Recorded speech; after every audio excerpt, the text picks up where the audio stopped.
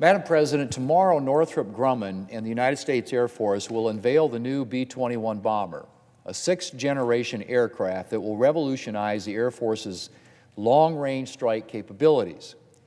I've had the special opportunity to see the first tails under development at Palmdale, and I'm excited that this incredible feat of U.S. engineering will finally be unveiled to the American public and to our adversaries.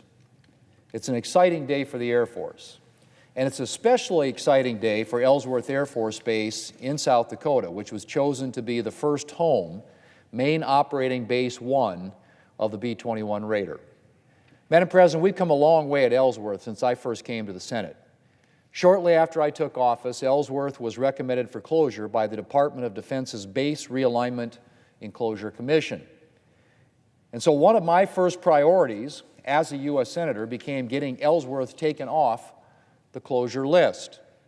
Statistically speaking, our odds of pulling through were not high. But thanks to an all-hands effort by the congressional delegation and state and community leaders, we won the day. And we were removed from the BRAC list that August. And then we got right to work on building up the base so that we would never again find ourselves in the same position. In 2007, the Air Force Financial Services Center opened at Ellsworth. 2011 saw the arrival of the 89th Attack Squadron and its command and control station for MQ-9 Reapers. And in 2015, a nearly decade-long effort paid off with the quadrupling of the training airspace for the base. The Powder River Training Complex is now the largest training airspace in the continental United States and can be used for large force exercises that draw combat aircraft from across the country. And it's well suited for B-21 training. This is just one of the efforts that we undertook to put Ellsworth in the best possible position to secure the B-21 mission. And I'm proud that it paid off with last June's announcement that Ellsworth would become the home of the Raider. Madam President, the B-21 represents a significant step forward in our long-range strike capabilities, and it will come not a moment too soon.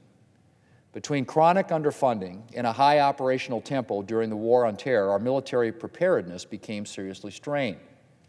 A 2013 National Defense Strategy Commission report warned that our nation's readiness had eroded to the point where we might struggle to win a war against a major power like Russia or China.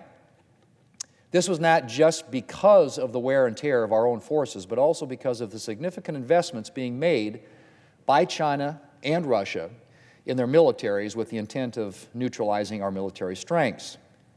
We've made progress since then, but there's still a lot of work that needs to be done. And the importance of continued investment in our nation's military and our technological edge cannot be overstated. The events of the past year should remind us that there will always be bad actors who represent a threat to peace and freedom. And being prepared to meet those threats is the best way, of preserving peace and keeping our nation secure.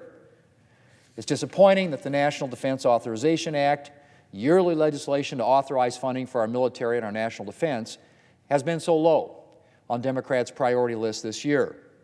We're 2 months into fiscal year 2023, and yet the Senate still hasn't taken up the 2023 bill.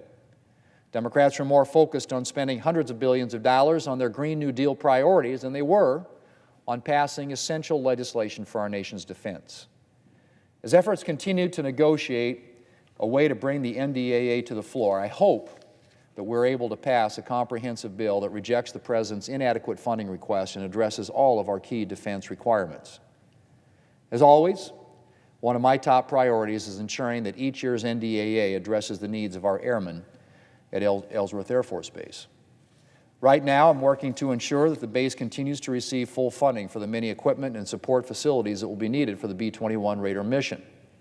In late October, I had the opportunity of reviewing the progress at Ellsworth firsthand with Secretary of the Air Force Frank Kendall, and suffice it to say, things are going to be very, very busy over the coming years.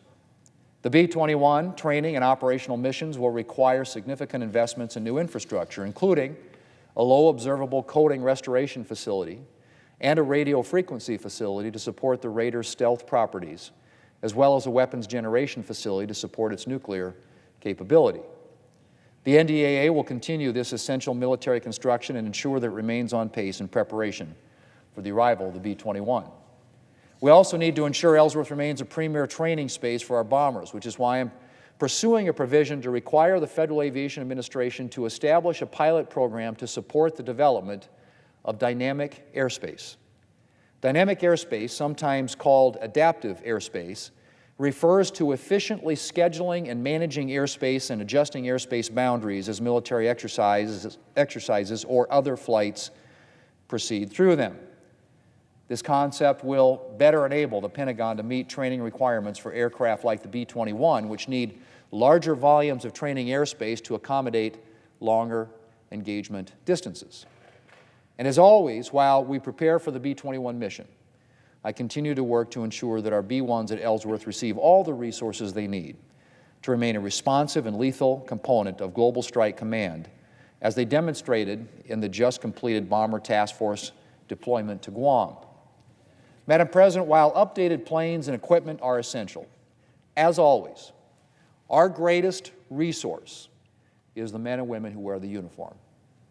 And I will continue to work to improve quality of life for our Ellsworth Airmen and their families. More military families will be moving into the communities surrounding Ellsworth with the arrival of the B-21 mission, and another one of my priorities is making sure that the infrastructure is in place to provide ample support for these new families. I work to include a provision in this year's NDAA that would allow the Secretary of Defense to continue to adjust basic allowance for housing rates if an installation is experiencing a sudden increase in the number of service members assigned there. This will help ensure that families at Ellsworth and elsewhere will have the resources they need to secure appropriate accommodations. I'm also working to ensure that the Douglas School District is able to integrate and support Air Force members' children and provide sufficient classroom space. And I'm grateful to the other members of South Dakota's congressional delegation for working with me to ensure that this year's NDAA will authorize up to $15 million in impact aid funding for schools experiencing forced structure changes like the anticipated growth at Ellsworth. Madam President, I'm looking forward to tomorrow's unveiling of the B-21 Raider and to that day in the near future when the first Raider lands at Ellsworth. It's an honor to be part of building up the base and to represent the men and women of Ellsworth in the United States Senate. And I will continue to do everything I can to ensure that our Ellsworth Airmen and our men and women in uniform in every branch of the military have everything that they need to carry out their missions. Madam President, I yield the floor.